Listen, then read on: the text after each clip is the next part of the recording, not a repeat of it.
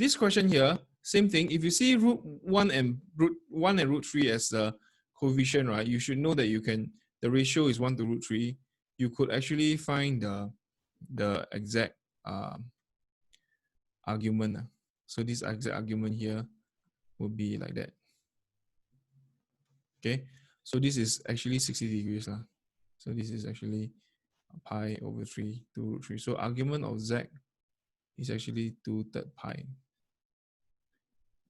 This is how you solve this part here.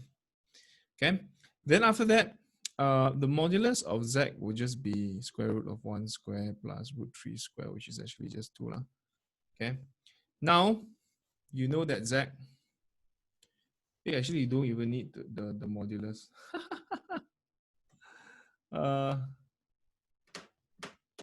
Okay, then how? Zn to be purely real. So means now you want the argument of this to be purely real. So purely real is on this axis, purely real.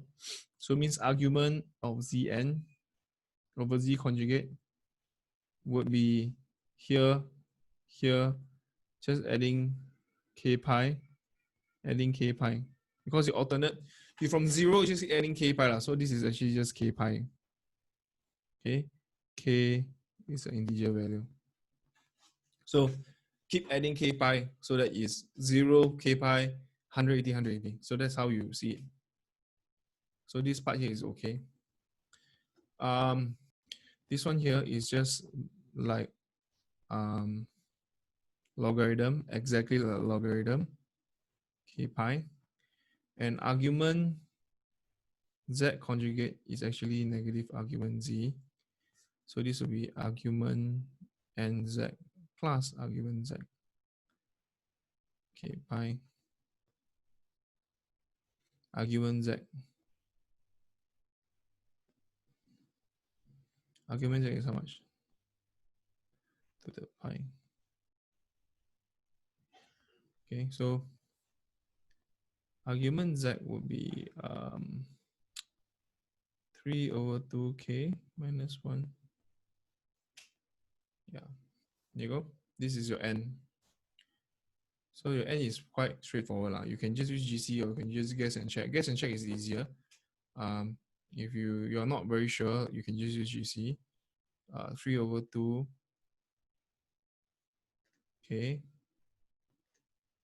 3 over 2. K minus 1. Go to second table value. Scroll all the way down. You see this one? You want an integer value? It's pretty okay. Everything is there.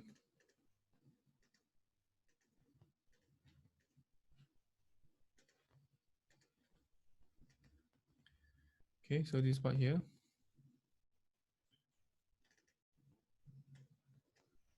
Integer value is there. You want the 3 smallest integer value. This is an integer, this is an integer, this is an integer. So these are the 3 smallest.